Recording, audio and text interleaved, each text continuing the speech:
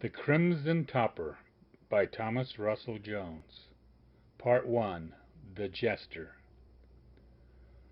Once in my wanderings I chanced to meet a most curious and jubilant fellow. The way with his words was jolly but deep. His eyes would light up, but mindfully mellow. He travelled alone, as show to himself, with mastery of spirit his only wealth. He could sing little ditties to the children's delight, tell stories to ponder half through the night, then leap to a dance and play on his pipe. I was filled with joy as he passed out his light. Wherever he wandered turned sunny and fair, his words were expressive, would hang in the air. I could hold them and taste them, adjust them to fit, but some fell hard on a few, who left in a snit. He was ageless, yet weathered with a wide toothy grin, eyes twinkled in laughter from wisdom within.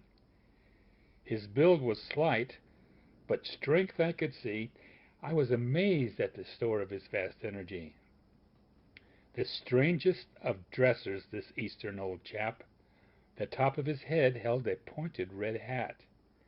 It was old, it was beaten, top bent to one side, logos and icons stitched to the hide, some symbols of faith that men oft abide, clovers of four for luck I surmised, pinnacle stars, the sorcerer's pride, gold stars of David with I am inside, Saturns with rings, planets and moons, sunbursts, crescents, and other type runes.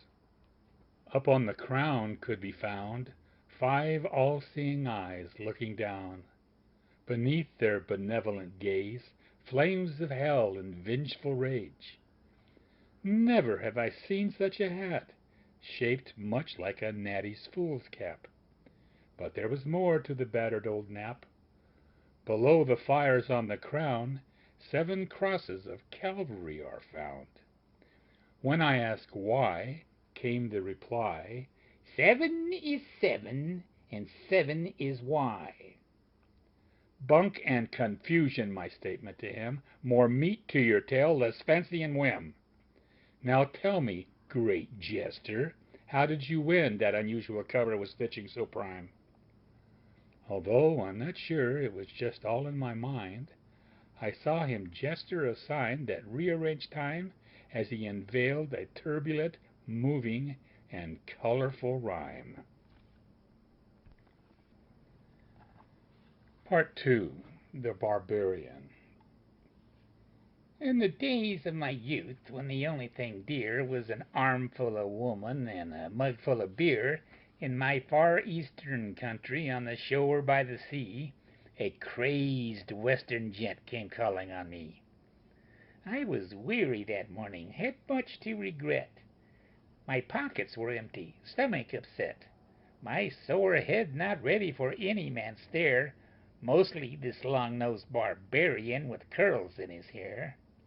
My father forewarned me, said, "Boy, beware of long-nosed barbarians with curls in their hair. Their eyes are not set right, round as the moon. They fight like children, a race of buffoons. They're unclean and uncouth, from soap they will shudder. No training in tongue, when excited they stutter. Braggarts and noisy, whiners and liars, slave to their lust and lower desires. All madness and fire, no kindness or peace, only in death find their release. Stay off their pathways, be not caught in their lair, these long-nosed barbarians with curls in their hair." But my bones were too weak to flee this situation as he sits down to speak and ask me a question. Hello, young mongrel in the throes of your imbibing. Can you be cozy in that bottle you're hiding? Is your countenance balanced? Is your soul resting easy? Or is your outlook so calloused that your stomach's not queasy? Can you honestly tell me that your passions aren't killing, and you don't yearn for wisdom's fulfilling? Is lusting so sweet that you must stay on its street? Is imbibing the meat that makes you complete? If so, I give you a puzzle that for me is constantly burning. Just give me a clue, its solution I'm yearning. You, in your strife, what's the purpose of life? His question savagely seized me. From that moment on, just wouldn't leave me. I met his gaze and pondered my sin, wasted days striving for win. No acclamation, no wealth or trusted friend, wanting rescue from the darkness within. As he towers over me in my feeble condition, my soul extracted in meek submission to his exalted stare and recognition that only he could cure my dread condition. He drained my will, and through repentant tears I gave him my time for the next 7 years. I followed, his servant on the quest in humble admiration, from city to village, province to nation, a journey devised to indulge his mad exploration.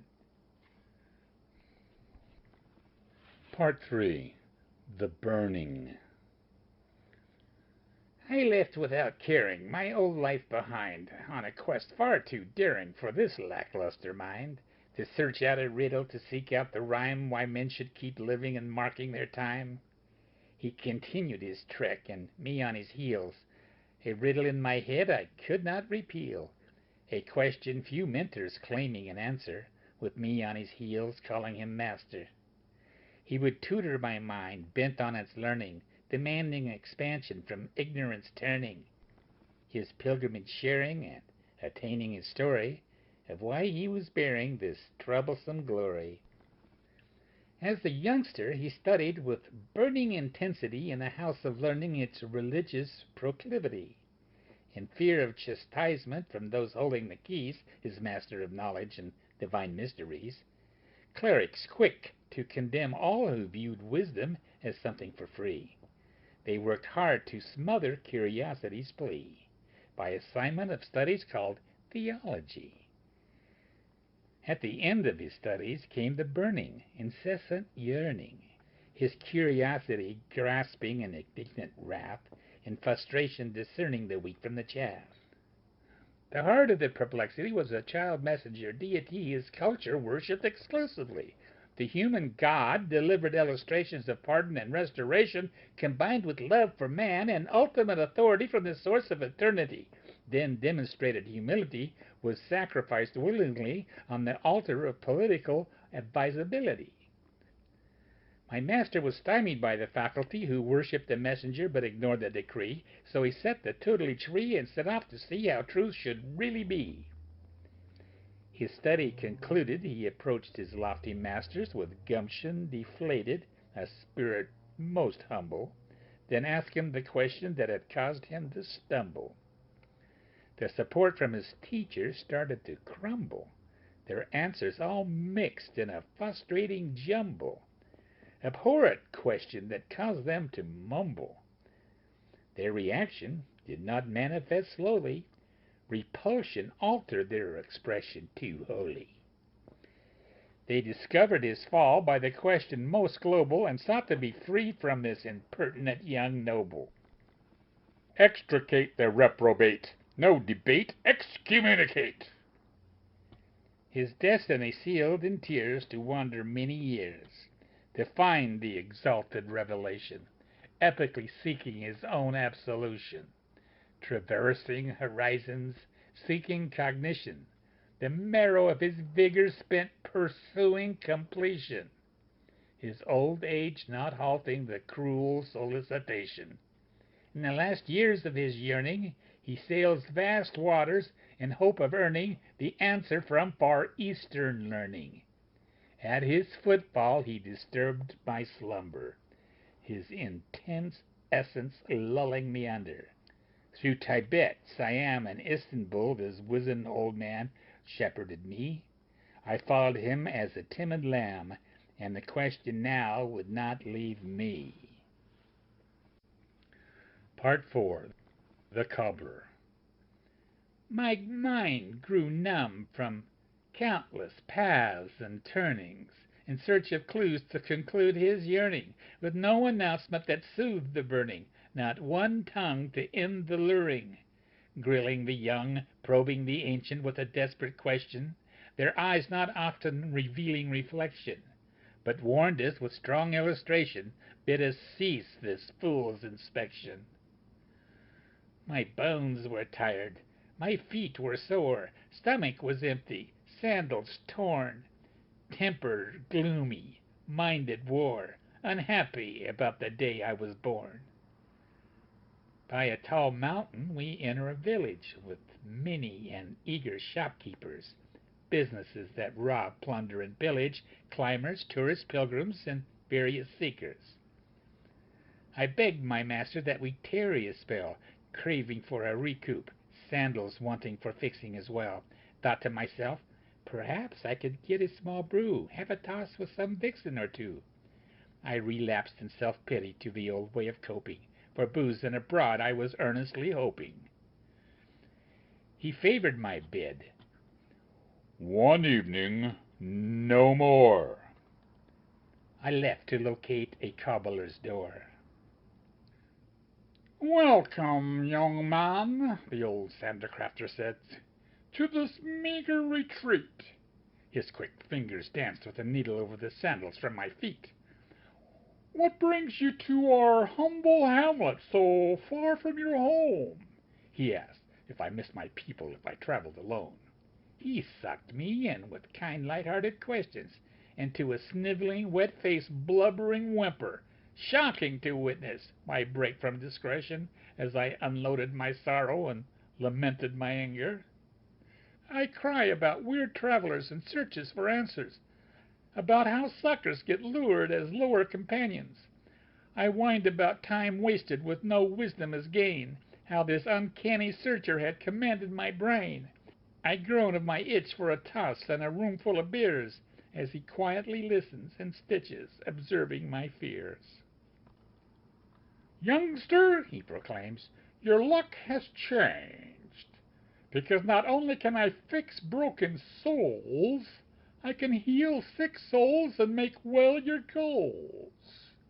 He winks and nudges me to the rear of his stall, moves back a curtain, pulls me in, tears, fears, and all, into an intriguing closet with an opulent chest, marveling as he unfastens the wardrobe and takes out his best. A marvelous garish cloak, a colorful bit, and beautiful red hat with sacred ornaments all over it. It was then, he alleged, he was a broker of the cryptic, a vendor of the incomprehensible, a priest of the perplexities, and a part-time psychic of spiritual persuasion. Early at daybreak, inspire your friend to the top of the mountain that towers our land. At that lofty place you'll meet a sublime adviser who, for the right feat, lightens burdens and loosens that seat. But, I inquire, why all the hoopla, why all the glitz, too flashy for reason, and exorbitant wit? Why all the effort for what's easy to get? Just tell me the answer, I'll run with it. My master will cancel his search, and I can then sit. Truth, he replies, such obvious work to be so elusive. One often refuses to see fact unless it's exclusive. Established with symbols and good at its hiding, so one can feel favored and vital, aloft for the finding. Your master, I feel, can't buy such describing offered by your style of timing. Like so many people, he must have altar or steeple, much effort and contemplation before receiving such revelation. So with dazzle and pomp I give to the pious, I just make sure what is so obvious. What a shame all spiritual procurers could not be like me, so humble, so patient, setting them free, so happy and willing to serve wandering pilgrims that don't deserve. You take 'em tomorrow to the appointment as told, and receive all you want when the master is sold. I bid my leave and returned to my master. Back at last, you lecherous lacquer? Have you finally given to cardinal calling? Been amuck, boozing and bawling? When will you see that fools often waste, neglecting the lofty and touting the base? My leaderess says, excuse the delay, it's been a most enlightening day. I've just seen a cobbler that describes the great teacher who pitches the answer, a magnificent preacher. On yon summit tomorrow he deals out solutions for paltry gifts, dissolves all illusions. That should tempt his curiosity, I contemplated amusingly. He begins to complain grievously. Another audience, another bend, another encounter, when will it end? When will I find a phrase to ease my weary mind? I'm old and feeble, no energy left. Arduous task for my old bones to heft. My heart much too ailing for such a sally. Yet the burning must cease, the riddle's release, demanding the finding whatever the tally. So we agree, scale the mountain, and then rest for the night. Me dreaming of thrills while he dreams of what's right. Part 5. The Guru. Early next morning we began our climb, master setting the pace by quoting a rhyme. Meaningless vanity, saith the preacher, utterly senseless. Everything silly, proclaims the teacher. The foliage snatched at our garments to whittle them tatters, scratching our flesh and making blood spatter. Rocks, jagged as razors, ripping our footwear, wind blowing like hail, freezing the air. Pausing to sturdy himself on a tree, sucking his air hungrily. I'm afraid, he gasped, this jaunt is my last. The sides of his neck pounding too fast. We kept on our climb for what in my mind was a terrible, merciless climb. This is so stupid, thinking we're spent, I beg him, please, Lord, let us forsake this foolish attempt. I think it better to suspend the ascent than continue hell-bent on this mission to quench a question so bold, if one can't declare it because he's lifeless and cold. He orates, Onward and upward, not one word more. The answer is begging for revealing its store. If this day is my last one, and I receive not the meaning, I'll hear speculative spinning from the one doing its weaving. I quiet my tongue and submit to his railing, suspecting he wouldn't return from this outing, and setting a resolute pace with me in the rear, saving my face. By mid-morning we arrive at a misty plateau. The wind there refusing to blow, we rest for a moment or so, not able to see which way to go. Suddenly a breeze begins to gently grow. We watch the fog begin to roll. In the mist of the blurry flow, a ghostly apparition commenced to glow. Emerging from the vapor, the colorful faker, his cloak wafting softly, a marvelous caper. Sitting cross-legged on a colorful mat, long hair, wind drifting under his magnificent hat. There he is, frantically pointing I utter. Ask him, joyfully prancing I sputter.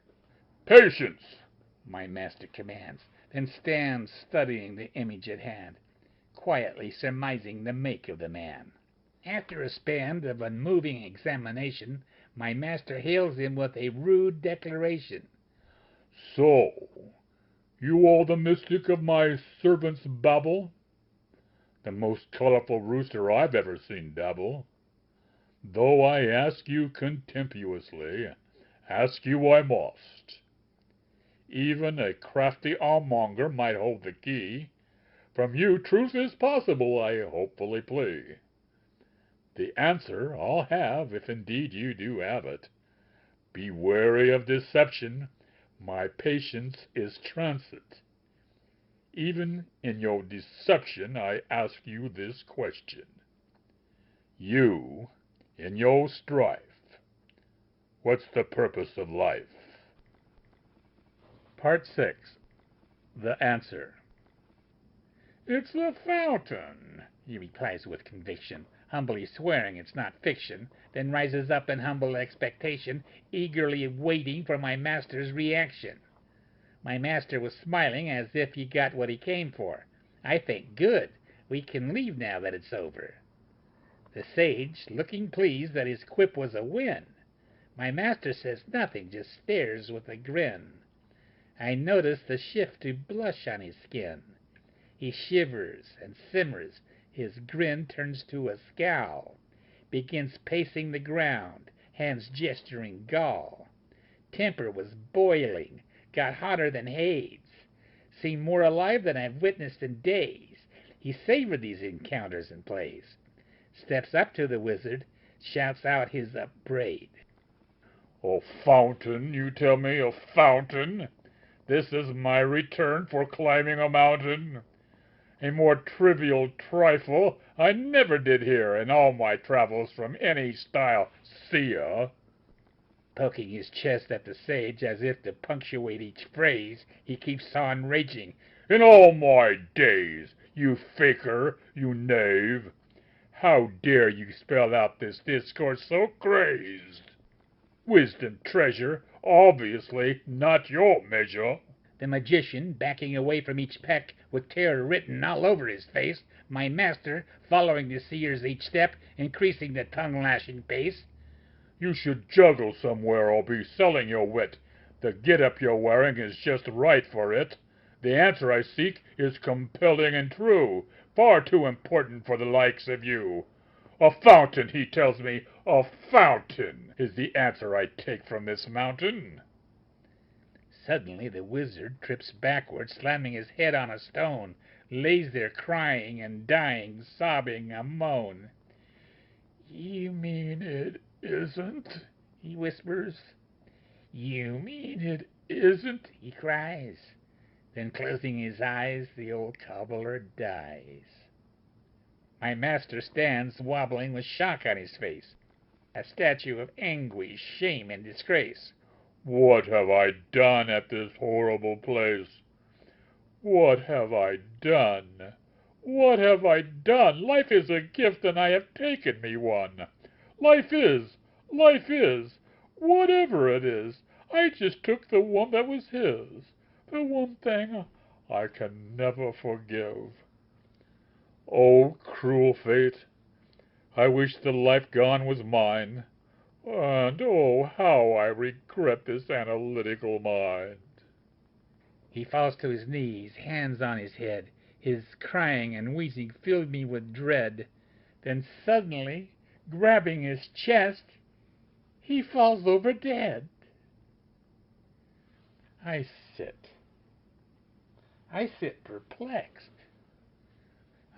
perplexed. Shocking and grieving. Why am I here sobbing and heaving, grieving and thinking? What's it all for? Having a life but still wanting more. Why? Why was I sitting there bawling over my master's cursed calling? I recall his obsession while he was seeking. His enjoyment of life he found not appealing. It then seemed to me to be wholly revealing. The purpose of life was costly for peaking. My master chose questing as his purpose to be, the experience of being to scornfully flee. So the purpose of life was unraveled for me. Life is for loving and living to be, and it behooves being curious if one wants to see. It was then I decided, though not entirely proper, I should like to wear the Crimson Topper. The End by Thomas Russell Jones. Tommy. This poem is dedicated to the memory of Jack Hall, a pilgrim and a mentor.